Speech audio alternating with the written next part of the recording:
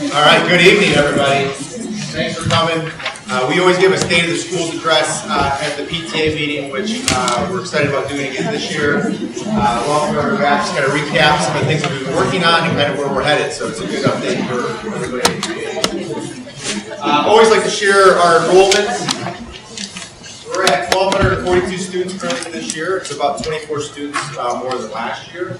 The numbers of the individual schools are relatively the same. They've just shifted a little bit based on enrollment. So we're staying pretty steady, which aligns well with our study that we did my second year in the district, where we're expected to kind of stay in that 1,200 student range. So that's good information for the district, because many of the districts in Lake and Geauga County have decreased by 10%. Kirtland has not seen that impact. And if you talk to any of the realtors in the area, houses just fly off the market, which is a testament to our community and our schools. So good to see that continue. One of the things that we worked on very hard last year with a lot of collaboration with the community, the PTA, and many of the people in this room was the development of a strategic plan for the district. Our mission is to empower our students to be productive citizens, and we hope to achieve that through our vision of personalized learning, really making sure that we can utilize technology and various teaching strategies to make sure that we're meeting students where they're at and stretching them so that they're getting the maximum education they get for where they're at. We have 4 goals based on personalized learning: safe and secure environment, well-managed finances, and engaged community. And kind of the flow of this presentation will relate back to each one of those specific pillars. So as we go through, we'll touch on it in a little more detail. That took us almost an entire school year to do, and we've been working very hard on making sure that we're implementing various strategies and things to improve the district, keep us getting better, as well as aligning to our strategic plan.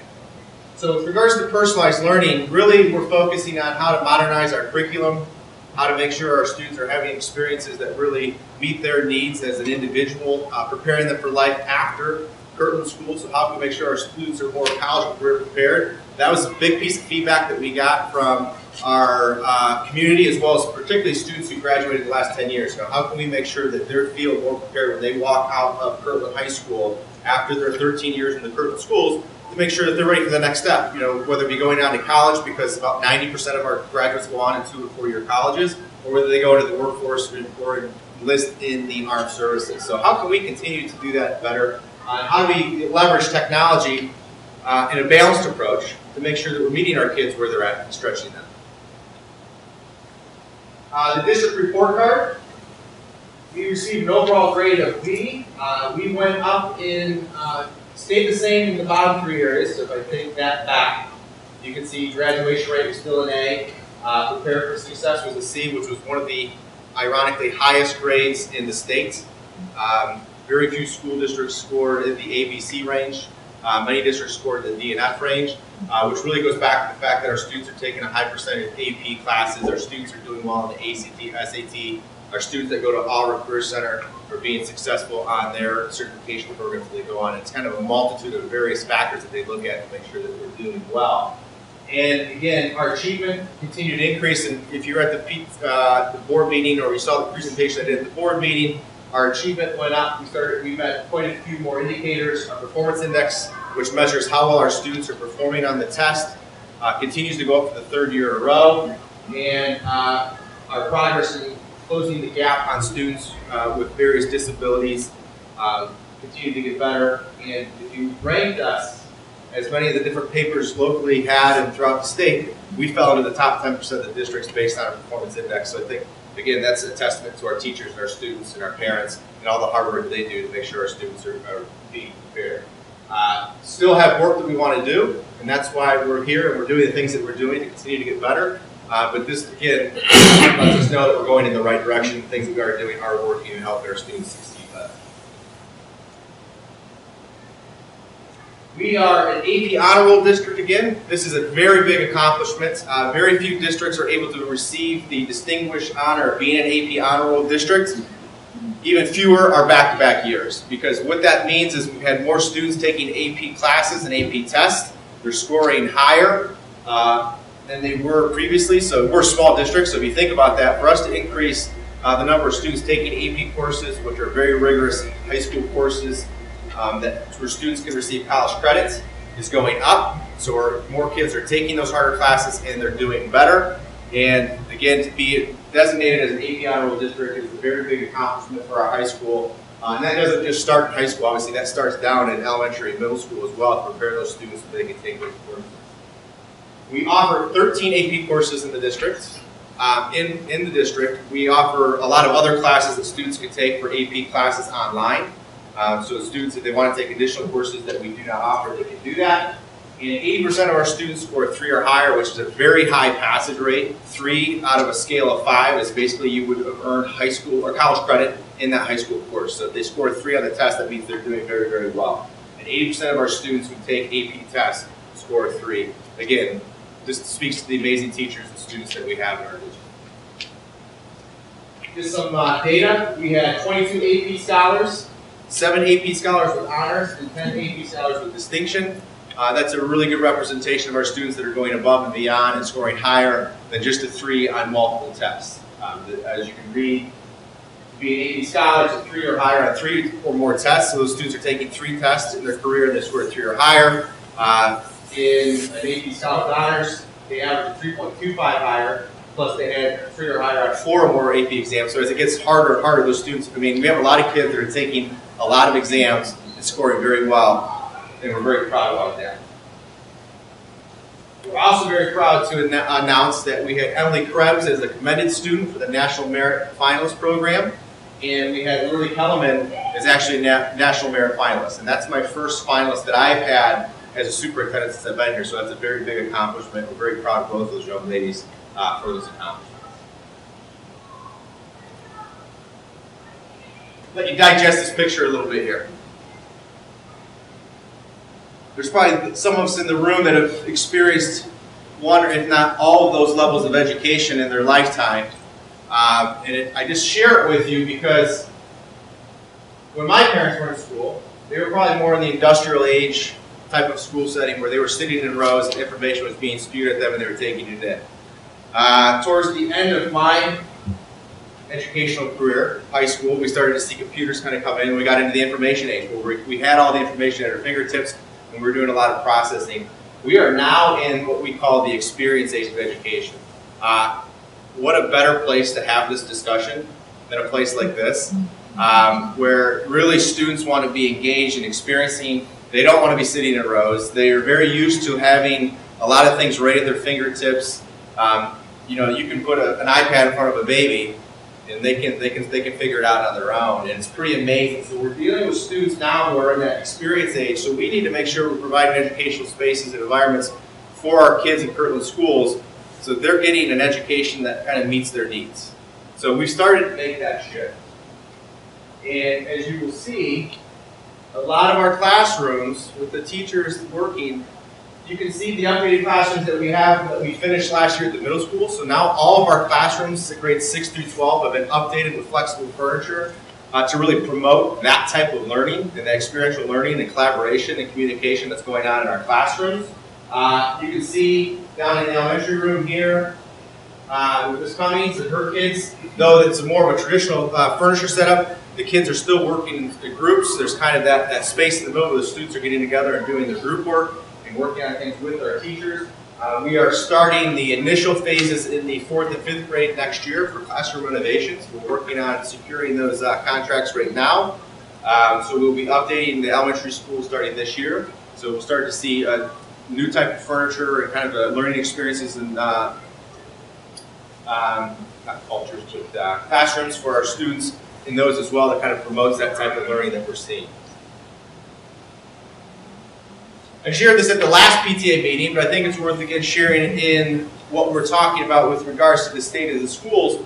In 2015, the list of what the skills they would wanted their future employees to have was on the left. Complex problem solving, coordination with others, people management, critical thinking, negotiation, so on and so forth. I won't insult everybody's intelligence because I know you can all read. But I thought it was interesting. 2015 is already 4 years behind us if you think about it. We just started 2019, and the one on the right is 2020, and that's what they're looking for. So the interesting piece about education is I just read something that said 68% of the jobs that our students are going to have don't even exist yet. So we have to prepare our students for careers and jobs that haven't even thought of yet. So how do we do that? Obviously, we still have to make sure they can read and write, they can communicate, they can do mathematics, but really it's going to be important for them to have those other areas of the complex problem solving, critical thinking, creativity, the emotional intelligence, being able to work with others, that coordination of others. We have to make sure that we're teaching what we call those soft skills to our students and giving those experiences to our students, because those are the things that are going to matter. If they can think critically, they can communicate, and they can problem solve, and they can be creative, no matter what they have to learn on the fly in the real world. Because we all know we don't sit in rows. We're all doing jobs, working with other people to solve tasks, solve problems. We feel that we can give our students a leg up. So with that, we started to work as part of the work that we're doing. We started this with Dr. Campbell. Mr. Amstutz and I have picked this up. We're creating a profile of a graduate that we feel that if a student walks out of Kirtland schools, if they can do those 6 things, we think that we've put them in a very good place to be successful no matter what path they choose, whether they go on to post-secondary education, whether they go to enlist in the armed services, or whether they go right into the job market to be employed. We think if they can be a communicator, a critical thinker, a problem solver, a creative thinker, a producer, and a collaborator, they have the skills necessary to be successful. One of the biggest things that Mr. Amstutz has been working on since he's taken over as the 612 principal is really taking up what does that look like as a college and career pathways. And we know it can't start in high school. And we know for a lot of families, a lot of students, that discussion doesn't necessarily start to maybe junior year. And I think the educators in the room would argue that's probably too late. I bet the parents would probably argue, yeah, that's probably too late, but if you're your first child or you're not involved in schools, you may not know any different. So we really feel that that process really has to begin in 6th grade. So we have developed a program that we're calling Excite, Explore, and Engage, which will start in 6th grade in the middle school. Really in 6th and 7th and 8th grade, our goal is to excite the students, to share 3 basically pathways that students could explore. 6th grade's focus is going to be on STEM, which is science, technology, engineering, and math. We're going to go into what we call Hooray, H-U-R-E-H. And then lab is our law and protective services, administration, and business. So in each grade level, the focus is going to be on those specific careers that would fall into that. So what we hope to do is we hope to bring in speakers to come speak to the students about what they do in their respective job or position. And then they will go out and do a site visit. So we are in the process now of seeking community members, businesses, and building relationships, because we need obviously people to come in and talk to our students from those professions. We also need places for our students to be able to go and visit as well. When they transition from 8th grade into 9th grade, we're going to kind of get into the explore piece, because we want students, now that they've been exposed and they're hopefully excited about the different career paths, they start to think about, okay, what do I want to do when I leave Kirtland schools? What degree do I want? What post-secondary licensure experience do I need to get that job or to go on into the future? Because what we want to see is when they get into 9th grade, we're going to add a 4th pathway for arts and communication, and then start to think about what electives am I going to take? If I'm going to go into a STEM career, or that's what I'm thinking, what classes in high school should I be taking? What college should I start thinking about taking, looking into and exploring? Having those conversations with our guidance counselors, starting to talk about that career and college planning piece, start to expose students to going out and doing shadowing days, adjusting how we're doing senior project, and really moving towards more of a senior capstone, where students are doing a portfolio defense that goes back to demonstrating to their teachers and their people in the community that I've mastered these 6 areas, and these are the things that I've done during my time at Kirtland schools. It shows that I'm proficient as a communicator, a critical thinker, a problem solver. So part of what we're finishing as well as part of this pathway piece is either junior or senior year students, part of a graduation requirement for a future class. We're thinking the class that will be coming in as freshmen in either 20 or 21, so we have a few years to kind of still plan this out.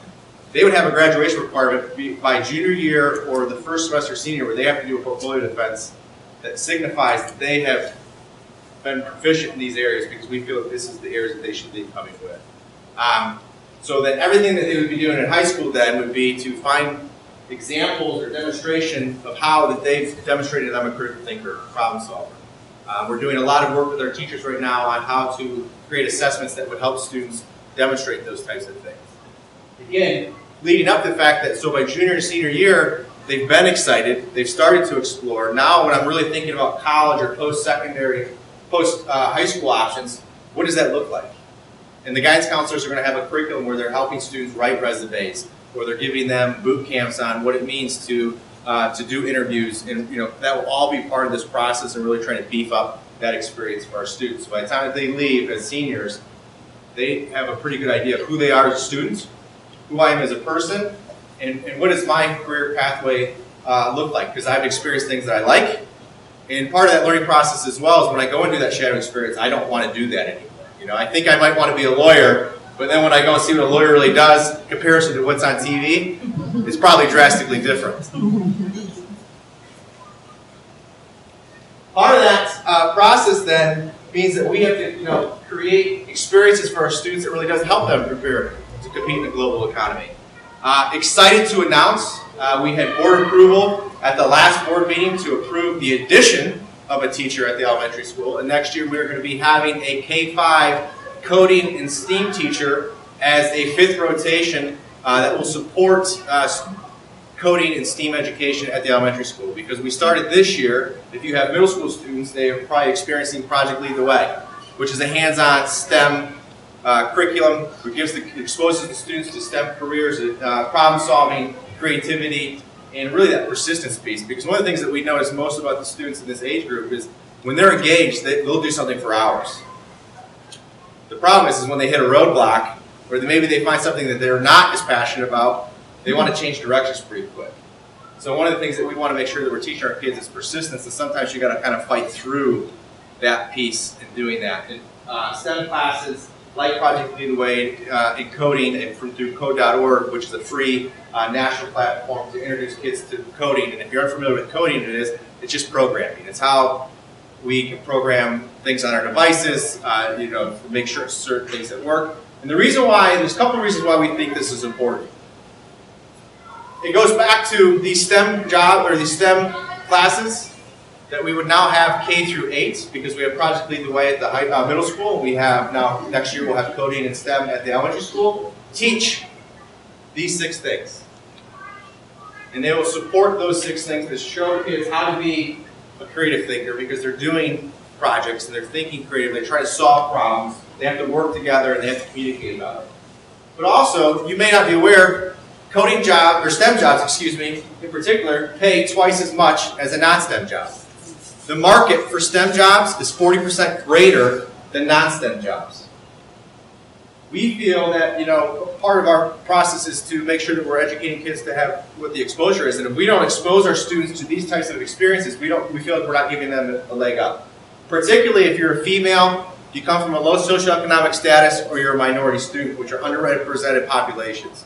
So we feel by making sure that every student has a experience, K through 5, as well as 6, 7, and 8, and on into the high school, with STEM education, we're exposing them to something that they may not have thought that I don't fit because I don't fit the white male description, or because of the fact that I just didn't know what it was.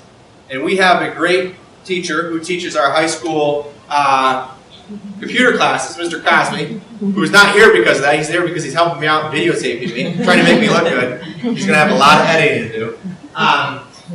And we want to grow that program. We're going to measure the success of our coding and STEM at the elementary and the Project Lead the Way at the middle school by seeing, do we see an increase of students in those upper level classes at the high school, particularly females, minorities, underrepresented populations. All in the fact that you see kids, and this is just a few of the pictures from our students during our code.org day, as well as our Project Lead the Way classes. These kids, when I walked in, were completely engaged. They were trying to solve a problem in Mrs. G's class. This is, I think, one of the projects, the windmill project. They were trying to figure out how to best design their windmill together as a group so that they can lift the most weight. And these kids were super excited about this. And Mrs. G was walking around facilitating. She wasn't up in front of the class teaching. The kids were doing authentic learning. And those are the types of things, again, experiences we want to provide our students. So we're excited to announce that we're going to have the coding and STEAM elective at the elementary school and continue to expand our Project Lead the Way classes into the future as well. One of the things that we are very pleased that we have started here at Kirtland Schools, we started it a couple of years ago, and we will continue it this year under the leadership of Mr. Amstuffs, is our Military Signing Day. Not all of our students go to college, and last year we had 6 students who made the commitment and sacrifice and dedication to join a branch of the military service. And I think they should be commended for taking such a big step in their personal lives, and they're fighting for our freedoms and what we believe in. And to have students doing that, we started a couple years ago the recognition with the Military Signing Day here at Kirtland Schools, and we'll be doing that again in the spring. So we'll send that information out in case anyone would like to join us, and we will continue to do that because we think it's the right thing to do. We have a K-12 fine art program, which many districts cannot say. We're proud to say that we offer art and music through our students K-12.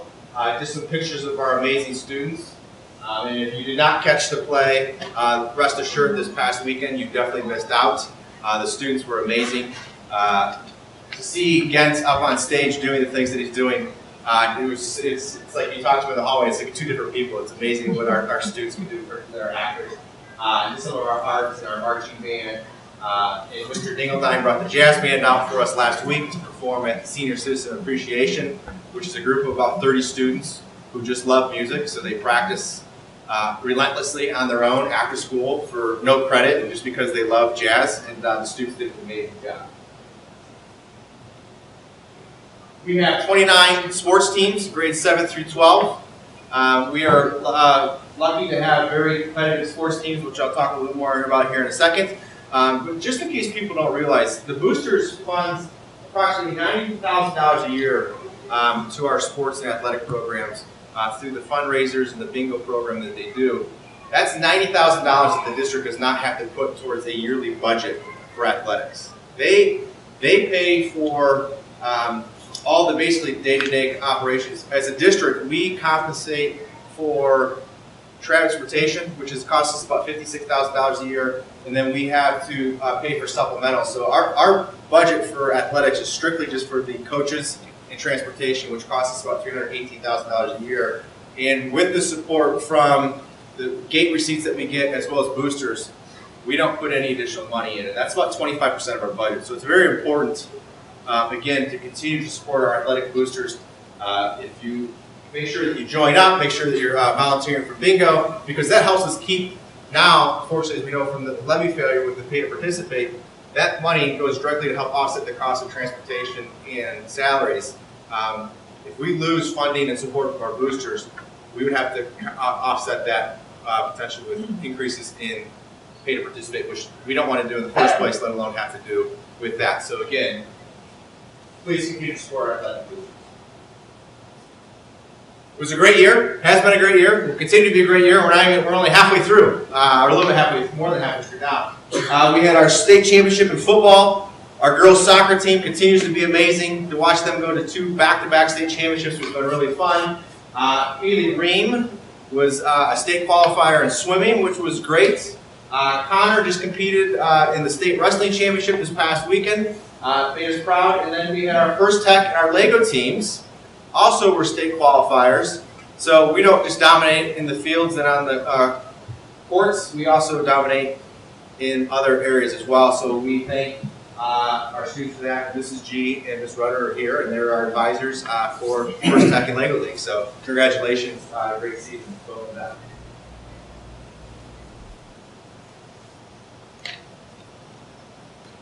One of our obviously goals is to continue to provide a safe and secure environment for our students.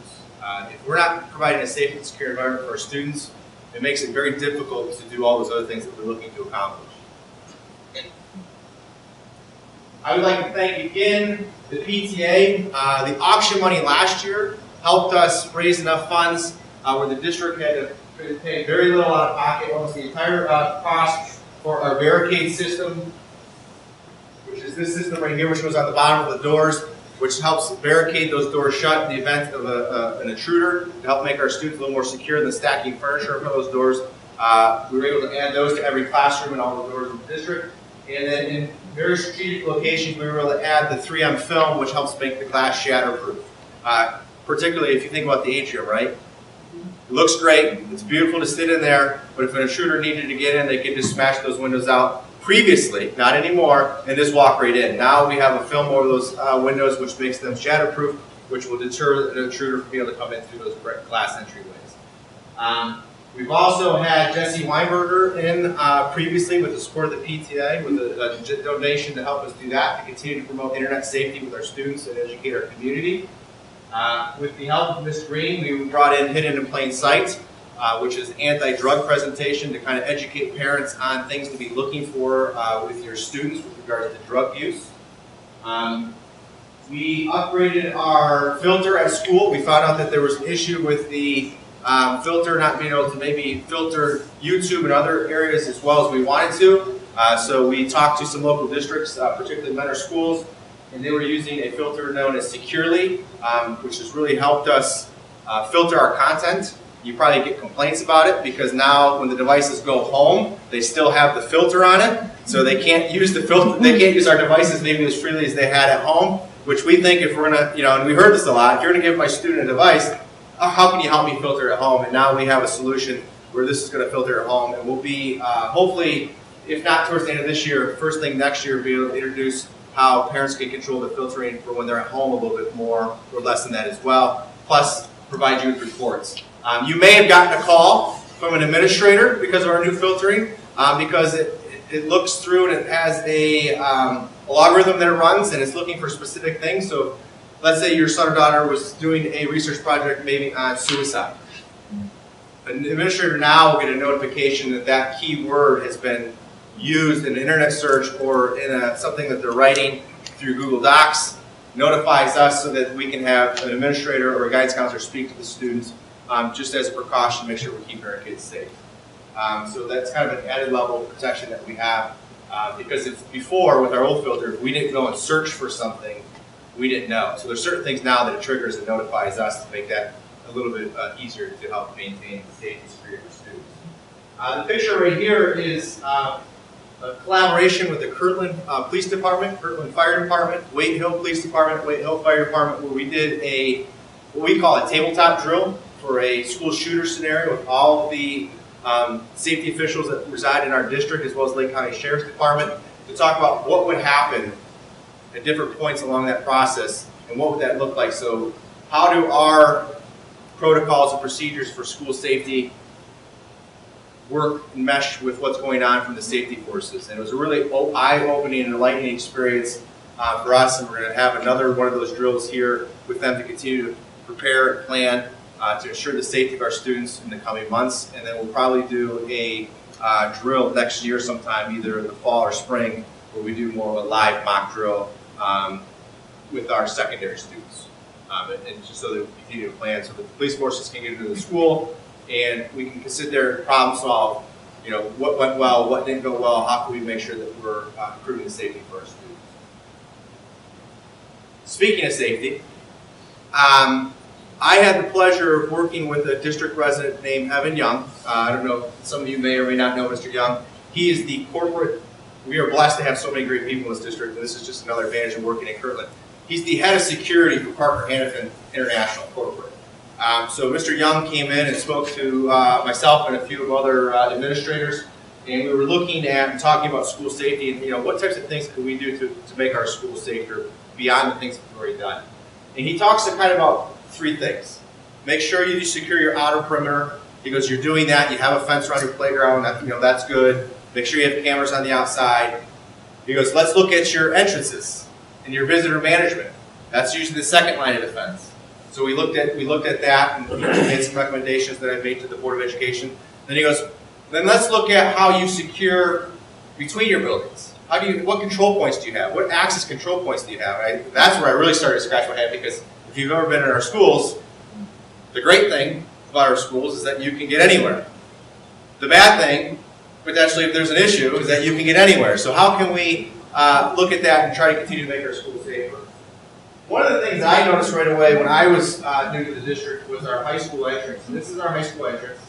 And when you come in, this probably looks familiar. If you look to your right, you have immediate access to the student center, or the cafeteria.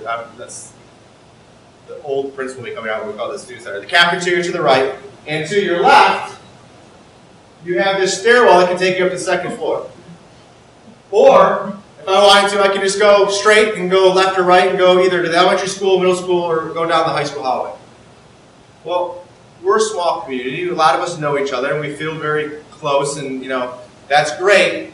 But that's a potential issue, which is not like the entrance at the elementary school, which is a much more secure entrance. You have to be buzzed in, you get buzzed into the office, you can't go anywhere, you get checked in, and then you go to where you're going to be going. Well, we are going to modify this summer as an improvement to the school district from a safety precautions. We're going to modify the entrance to the high school. We're going to add a second entrance here where Mr. Amstutz' office used to be. So he's being displaced again, but he's a trooper. And we're going to add, as you can see here, a walkway, which is going to kind of go right up this way here. So if you're following me here. And there's going to be a door for visitors. Students will still come and go before school and after school out the main doors. They will be then locked at 7:30 when school starts. So all visitors will have to go through this door, students and parents alike.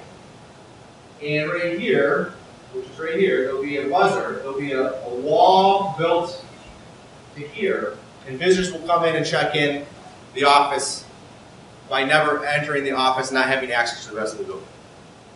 So we'll have a new check-in system at the high school where when people come in, they won't have complete access to the entire campus, making it a much more secure, safer entrance so when visitors come into the high school. At the middle school, we have somewhat of a similar issue, but it's not, because if you go in the middle school, we have the buzzers on the outside. We're going to move that in, so the outer doors will be unlocked, but you'll be stuck in the vestibule, so if it's raining, you're not stuck in the rain, and it's a little bit warmer. And what we're going to do here is this is the window behind Ms. Powell's desk. We're going to make that a window that has the ability, kind of like at a bank teller, where you can interact that way, check you in, get you in, then you'll be buzzed into the building through that way. Again, kind of securing that, having some more communication with an adult, being checked in before you get buzzed into the building there. This is a picture of the campus. So if you're thinking this is the middle school, this is the gym right here. This is the hallway that connects the middle school and the high school. This is kind of behind the gym. The wrestling room is right here. And then you walk around here. So what we're going to do is, between the middle school and high school and that science hallway. What's that? You can't see the pointer. You can't see the pointer? No. Okay. So here's our middle school. So this is, you're coming into the new science area. Well, the 10-year-old science area now. We're going to put an access control point here, and on the other side there. So the doors will be open like they are now, but what will happen is they'll be on a magnet. If we have a fire, or if we have an intruder, we'll be able to push a button, that magnet will release. If it's a fire, obviously the doors don't lock, they just help contain a fire if there's specific exit fire running doors. If there's an intruder and we push the button, the doors will lock. That way, let's say the intruder's on this side of the building, they can't get to the middle school. Or if they're in the middle school, they can't get to the high school. So we can contain a critical situation by helping stop that flow that we were talking about as a potential issue. We will also have an access point. This is the band hallway. There's those doors here. So those doors are going to be closed because that's a back way, right? If you get past those doors, you can get into the gymnasium. So we'll have an access point there to control that as well. Same system. Once we hit the button, all those doors across the district will close and lock if it's a critical incident where we're trying to stop the flow of a violent intruder. So I'm going to blow up this area right here. So if you're trying to picture, this is the atrium. And I'm going to kind of make it a bigger picture here. So now this is the high school. And we're walking through, and this is one of the things that Mr. Van Arms always said, at 2:30, when we let the high school kids out, the doors unlock. How do we, right now we have Officer Al here, as much as possible. How do we keep kids and visitors from being able to have free access into the elementary school? Or if there's a critical incident, how do we keep the elementary school students safe if it's at the middle school or the high school. We will be adding, so here's the gym door, the first gym door. Here's your second gym door. Here's our typical doors here. So just kind of give everyone, since my clicker doesn't really work, where we're at. We'll be adding doors here and here. That will be open during the day so that you can have free access. But when we open or unlock the high school for that 10 to 15 minute period at the end of the day, those doors will be locked. But people will still have the ability to buzz and be buzzed through as they would any other place. So, it might be a potential 15-minute inconvenience for certain people. If you're a staff member, you'll have your badge. You'll be able to badge through, so it won't be an issue. That will help us limit the flow. And there'll be two doors on the ends of the, that glass atrium. There'll be two doors that'll be added in. So that way, if you're coming out, you still have an egress point there. So again, safety updates that will help us kind of continue to make the district safer as well. I have a question. Yes. Is there a protocol across the district for someone entering, like to pick up or, during the school day? Like I just went to visit my father in Universal Progressive Insurance. Yep. I brought my two kids on the day we were off. We couldn't get anywhere except for this little entrance. I had to show my ID. I had to say who I was visiting, where, they checked that he was really an employee. Yep. And I thought, and I know Kirtland, we're in a unique position because so many of us know each other, but anyone could just go into the office and say, I'm here to pick up my daughter for an appointment or something. And so is there a protocol that the secretaries follow, or like at the elementary school, Terry will ask me, and she knows me, I'm there all the time, but and I have zero problem answering. I will answer that question every time. Like, I'm Lisa Lagelson, I'm here to pick up my daughter. You know what I mean? I'm fine doing that. Yeah. But is that like a standard thing that's It is, and we're looking to increase that, yeah. and even standardize it more. We're looking at what they call visitor management systems. Okay. So we're looking at a couple right now that were basically the same type of thing, where you would have to swipe your ID, the visitor pass would then come out, there'd be an official record. Yeah, like they printed me out, they took Yep. my picture of Progressive, I had to have the badge on the whole Yep. time, and I'm like, So man, the school needs this. and that we're looking at that right now. So Okay, I just wondered. I would hope that we have that by next year, at the start of the year. If not, it will be something that's forthcoming. The standard procedures are supposed to ask you why you're here, who you're here to see. Yeah. But part of that process now will be an electronic record with the ID piece to swipe through. And both the systems, the two of the three that we're looking at for sure, I've not seen the third one yet, but I'm pretty sure it does, has when you swipe the license, it will do a check to see if they're on a child pedophile list. Easiest way to describe it is that I can't think of the right name for it off the top of my head, but it scans that to make sure that if there's an issue, it's restricted even more. So it kind of does that as an automatic background check as well. So we should go through. Again, just ensuring and increasing the safety of that. It's something Again, something visitor else management. about, That's one of the things that I talked about with Mr. Young quite a bit, and that visitor management piece is huge. The fourth pillar is engaged community. And really, we've been working very hard to continue to engage our community, increase student and community interaction and communication. You should be getting weekly updates from all of your buildings. I get them, so I'm pretty sure they're going out because I make sure that I'm getting them. One of the things that we've got a lot of feedback on is specific standardized communications from all our buildings. So Mr. Leon sends his out, Mr. Amsup sends it out from the high school, and then Mr. Van Arden sends his out from the elementary. Regular communication, letting parents know what's going on in the buildings, important dates. Very easy problem to solve. We feel like we've got a better handle on it than we have in the past. We continue to send out our quarterly newsletter to all residents with the Kirtland connection, kind of highlight what's going on in the district, keep people informed. We updated our website. Another shout out to Mr. Cosley because he was instrumental in that and helping us with that transition. Our website's much more effective. We continue to set up the key communicator after board meetings, which is something new, to kind of give people a summary. As much as you feel free to join us anytime on a board meeting, but if you don't, we'll send you out a summary. But we'd like to have you there. And then we continue to do Facebook and Twitter as well from different social media platforms. A lot of people have different ways, and I'm always trying to make sure if there's a question on KPI that I can answer that I chime in. So you can email me if I'd be quicker because I don't check KPI as much as I do my email or my voicemail. But if there's a question, you can always tag me in on KPI. I'll try to get back to you as soon as possible. We are blessed to have great community partnerships in here. If we ever want for anything, it's because we haven't asked.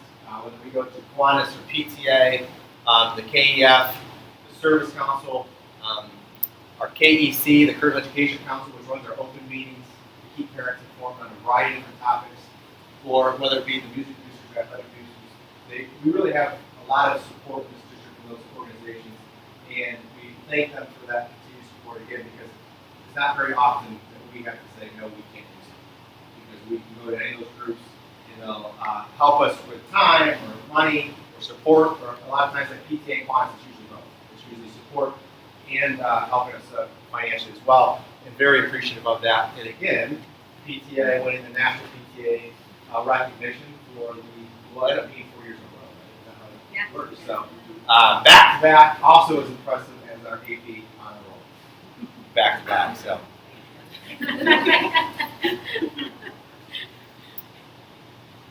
I say this every year, I truly mean it. I don't think people realize how lucky we are.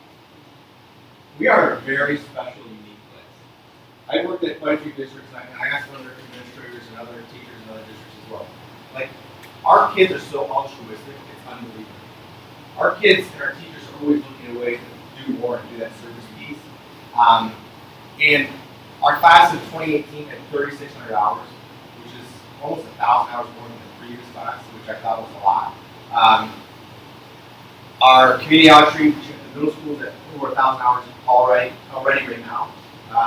And then the elementary school does a fundraiser, I think, every day. I think they have something going on at the elementary. A lot of you are elementary parents. Sorry, I know we have like one a year at our house. It's like, oh my gosh, it's so tough. But we're always doing something. And I think that really goes back to kind of the PTA and the Kiwanis and the Service Council, and just kind of the culture and climate of Kirtland. That if you're not from outside of Kirtland, I think sometimes we fail to recognize that. And it's pretty special, all the things that our students are doing. And one of the cool things that we did, and it kind of culminated yesterday, is if you know Sanjay and Nicole Parker, they have the Dare to Care International, which they're working with orphanages basically in Africa and now in Guatemala to help make sure that they have a variety of things. We wanted to get involved in that project. We raised, I think it was over $4,000 district-wide between the three buildings. We were able to purchase 200 shoes and grow for students in Guatemala. There's a high incident of students being contamination through their feet because they don't have shoes that fit. So they make a shoe that really kind of, is apparent. I'm sure we can all appreciate this because they draw them so quickly. They have a shoe that they can wear for many years because it grows. And it has the ability to kind of, looks like it's a sandal, and kind of you just unsnap it and make it a little bigger and make it a little bigger. We were able to purchase 200 shoes for students in Guatemala that we delivered yesterday. And then what was the cool piece about it, not only on top of the altruistic service piece, was they did a Skype session with students in the elementary, middle school, and high school, where the students from Guatemala were interacting with our students, which kind of, using technology, breaking down barriers, and kind of having an experience, a pretty neat experience for our students, all with the help of Sanjay and Nicole Parker. So one of the cool things that we did this year was a little bit different from past years. Community outreach, we continue to do a lot of activities. Mr. Van Arnhem did his annual, kind of celebration of our safety forces. We had a Veterans Day ceremony down at the elementary school. I did a lunch talk with our senior citizens at the Senior Citizen Center back in the fall. And then we had our first ever last week Senior Citizen Appreciation play and dinner at the school. I was excited by about 35 people, and if our connection would have got on time, I think we would have had a little bit more because I got a email and say, hey, I didn't get about this until my connection came the day after. So we'll work on the timing of that issue, on the communication, because it's our first year, we'll get that up, but I think we'll be closer to 50, 60 people next year because it was a real popular event for our senior citizens. They were able to see the play, which was great for our students because they had a full live dress rehearsal. I'll make sure they were ready for opening night. And the jazz band got to play for an audience, which, again, they were amazing. So it was exciting to do that as well. Close on the well-managed finances. One of our goals is obviously always to control costs, to find other alternative revenue sources, and to educate our community on our school finances. Our revenue, 73% of our revenue comes from the local taxpayer. If you heard me speak last year, which I think many of you did, probably numerous times about our revenue, that's about 30% more than the state average. Our $14.5 million revenue budget, 73% of it comes from the local taxpayer. And because we live in Kirtland, you live in Kirtland, I live here in Kirtland, because Kirtland does not have a lot of industry and commercial property, that falls on the back of the local taxpayer as the resident. So with that, the other 6% comes from the state in the form of foundation money. We get about $800 per student. The average is closer to $3,000 per student in other districts. The state has came up with, and I will say this on film, an arbitrary number of $6,000 a year to educate a student. But the state average to educate a student is $11,900. So the state says it's $6,000 to educate a kid. The average district in the state pays about $11,900. So there's obviously some revenue issues that we need to continue to address. Our expenses, predominantly made up of salary and benefits. We are a service industry, so we have to have teachers, we have to have custodians, we need to have bus drivers to get our kids to school. So we probably, hopefully makes sense to everybody, the majority of our budget goes to paying our employees. We spend 11% on purchase services, which would be special education, maintenance, and so on and so forth would be our other biggest expense. Our budget this year is we're budgeted to spend about $14.4 million this year. We're trending below that, so we're looking probably by the time that our budget closes at the end of June, we're probably closer to 14.2. So saving about $200,000 based on some strong fiscal practices that we're employing in underspending in some areas. Last year, we received the Auditor of State Taxpayer Hero Award. We received that for a lot of our creative ways that we try to do things to save money. We do shared services pretty much on anything that we do shared services on. We, Ms. Didwitz works for us, and she also runs transportation for Perry. We utilize Perry's treasurer now to help support us in our treasurer's office, so we're not paying a full-time employee for our treasurer services. The ESC of Cuyahoga County helps us with our HR management, our payroll, as well as our benefit management. So we don't have full-time employees in those positions anymore. We have our buildings and grounds supervised by Perry on a part-time basis, and we have Measure who does our food service. If you were around 5 years ago, our food service was losing about $80,000 a year. The last few years, we've been showing a profit of about $15,000, which allows us to reinvest into our food service. So again, we're not subsidizing out of general fund money to be going to the classroom for food service any longer. We're running a much more efficient program. So we were recognized for our innovative ideas to cut costs and increase efficiency. So I think that was something that we were very proud of, the fact that we were trying to think outside the box. We're not hiring typical positions that we would hire just because the way we've done things. How can we leverage other districts to get the services that we need and reduce costs for our taxpayers? Here is a very interesting curve, so I will explain it to you so you know what it means. This is an important curve to kind of talk about finances, and the reason why is, and I'll start with this big blue line here in the middle. It's kind of our reference point. In 2011, 2012 was the last time we passed new money. So this is why you see the revenue curve and this black line go up here. So that's when we had the levy passed. And then you'll notice about that black line is that the revenue remains relatively flat. Once we have a voted millage in, or levy voted in, the amount of money that we get stays relatively flat unless we get more money from the state, which we have now. We've actually received $1.1 million less from the state and federal government since that same time period. So we're actually doing more with less in that same. What you see on the red line is our expense curve. And you can see that prior to 2011, that expense curve was going up at a pretty steep rate. So we had to self-correct as a district administration and board, and you can see how that expense curve has went down. The second green line denotes what our expense curve is now. So you can notice that that curve is much flatter. We really flattened that out because we've really worked hard to kind of control our expenses and keep our expense growth down. What I think is really important to point out is you can see kind of through this period, that's a relatively flat line. which is pretty atypical for districts because inflation itself is about 2% a year. So during those same time periods, the districts work very hard to keep costs down through a lot of the things I've talked about. Keeping our staffing numbers and student numbers relatively the same so that we're not getting out of whack there. But as you can see, no matter how hard we're going to be able to try in out years, because this year's current year here, the revenue is going to remain flat, our expenses are going to continue to go up, even if we continue to work hard to control our costs. So at some point, we're going to have to come back to the taxpayers for additional dollars. We all know last year, we attempted in May for the levy failed, and we had to make some tough decisions. Everybody had to back by those decisions, whether it be increases for fees, pay to participate, or reduction in staff.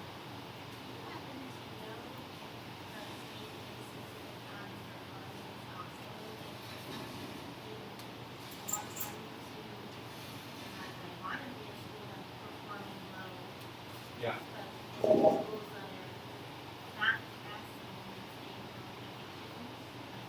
So make the kind of, can I restate your question? To try to understand? So your question, I think, is, does the state give additional money or take money away based on the performance of the report card? Correct. That is not the case right now. So there's no tie in from the money that you receive from the state to how well you perform with the report card. It's all actually based on the number of students you have and the considered wealth of your district. So the total property valuation of your district. Because we're considered to be a wealthier district based on our property valuation, that's why we receive less funding from the state. I would actually probably, based on our report last year, that hopefully we maybe start rewarding us a little bit for that. Not the case as of right now. There has been talks that they may look to do that because they're getting looking. This is the biennial budget year. I'm not optimistic that it's going to happen. I don't want to give false hope, but I've heard rumors that they would like to tie performance to additional funding from the state. I don't see that happening, but we'll keep it tuned because this year, if you know anything about how the state budget works, to be honest, I really didn't follow too much until the last couple of years. Every 2 years, they release the state budget. This is where we find out how much money we get from the state for school funding. That first budget is supposed to be released, I think, this week. Is that correct, Mr. Cosgrove? Yeah. So we'll have an idea, but it doesn't have to be finalized till June as well. So, we had to, we reduced our spending through our budgets by about almost $200,000. We cut almost 7.5 staff members between our bus drivers and teachers, accounts payable. As you all know, in this room, we had to add additional school fees to offset the cost of materials going up. Middle school parents, you know that for the increased cost for school trips, as well as we have student athletes 7 through 12. We do know that pay participate now, which has helped us again keep that line relatively flat and keep that expense from growing. But at some point again in the near future, we are going to have to ask for additional revenue because we can't maintain the same level of services even that we have now. The new normal can't be maintained going into the future because expenses continue to increase. This is a new slide because I heard a lot last year because I think 73% of our revenue comes from the local taxpayer that we think maybe we pay the highest taxes in the county. I heard that quite a bit. I heard that a lot of times, whether we had KPI or discussions that we had with PTA or meetings. And I just wanted to point out that Kirtland is actually in the middle for the county on the effective tax rate that we pay. We're not the highest, and we're not the lowest. And I love Perry because they help us out a lot, but they don't even count. Because they have right now, they still have the nuclear power plant, and I hope they get to keep it. I'm not wishing anything on them for that because there's some issues potentially with that, with the deregulation. But I mean, this is on 21.15 bills as an effective rate is almost unheard of. I live in Riverside, so we didn't pass a levy for quite a few years, and that really shook that district. They had paid participates that were $900,000, didn't have busing, didn't have art or any electives at the elementary school. We don't want to be Riverside, nor do we want to be Madison. And if you were to plot And Mentor is hard to compete with because you can drive down Tyler Boulevard and they have how many different commercial properties that are paying, how much money in taxes to those districts, and they're lucky to have that. And I'm not bewildering those districts with the situations that they're in, but we're Kirtland. And I hear that all the time when I got here. Don't make us anything else. We're Kirtland. Let's make us better for us being Kirtland. I think it's important to point out we get a great return on investment. If you were to plot performance index or how students perform on the ACT on the right, we wouldn't be in the middle. We'd be at the top. And not that means all everything, but the reality is I think we provide our students and our families with a really good education here. We have a great community. I think it's important that we continue to protect it. And I wouldn't feel good leaving here tonight to tell you that I think we're doing a lot of good things. We still have a lot of work that we'll continue to do. We'll continue to get better. And we're going to do it as cost effectively as we possibly can. So with that, I will close on another reminder that we do have a renewal on the ballot. Issue 1 will be on the ballot on May 7th. It is a no tax increase. I will say it again, it's a no tax increase. That levy was passed initially back in 1999. We are looking for the support of the community to continue to keep that passing so that will continue to allow us to do what we're doing right now and helping us meet our goal of empowering our students to become productive citizens. This levy accounts for about 10% of our budget. So this is an important levy that we get renewed to continue moving in the right direction so that we can solve the other revenue issues in the future. But again, just wanted to share with you all that May 7th is an important day to make sure you tell your friends and neighbors you have to vote and it won't cost them an additional tax when we already have. So I'd be happy to take any questions. Ready? Yes, we will. So I have a quick question about the security upgrades that you're Yes. doing. Is the plan that all of that, all the structural changes are going to happen over the summer? Oh, I talked about it, but I didn't see it time. Yes, that is correct. Those would be all projects that will be going out to bid here in the next few weeks, and we would be starting them in June and have them ready to go for next week.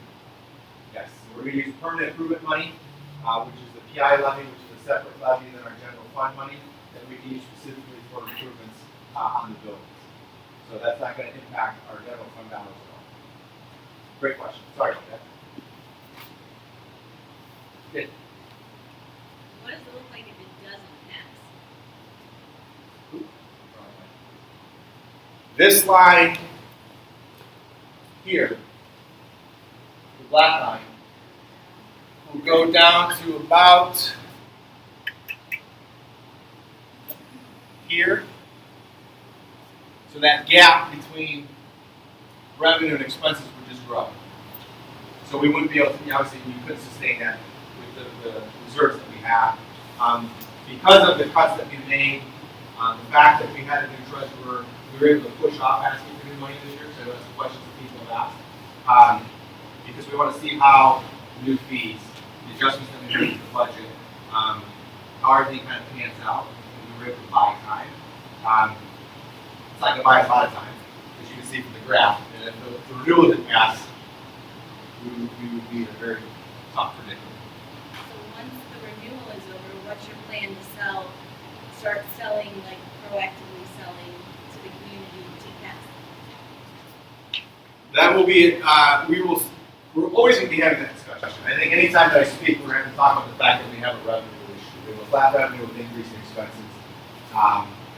We heard the community loud and clear over the last levy, and we made adjustments. We think that kind of relates to that. And we also heard that the 5.9 is a big ask.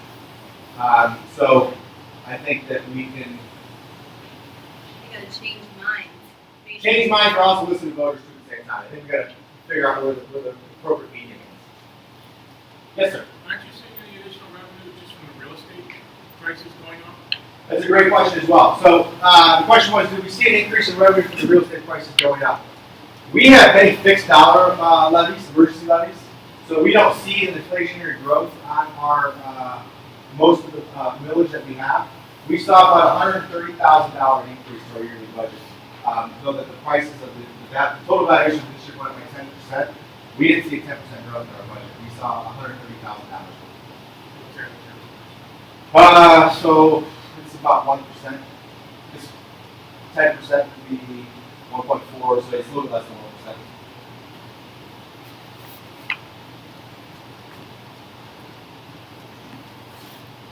Good question. That's another good question.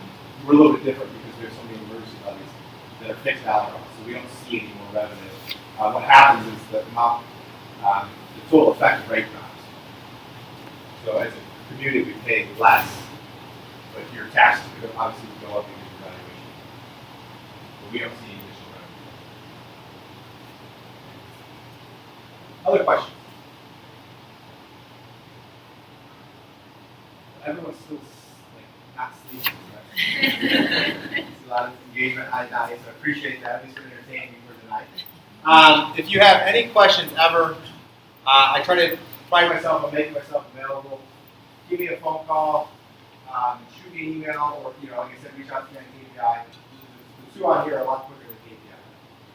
So, thank you everybody for entertaining me tonight. Let me share about all the great things that you're doing. Have a good evening.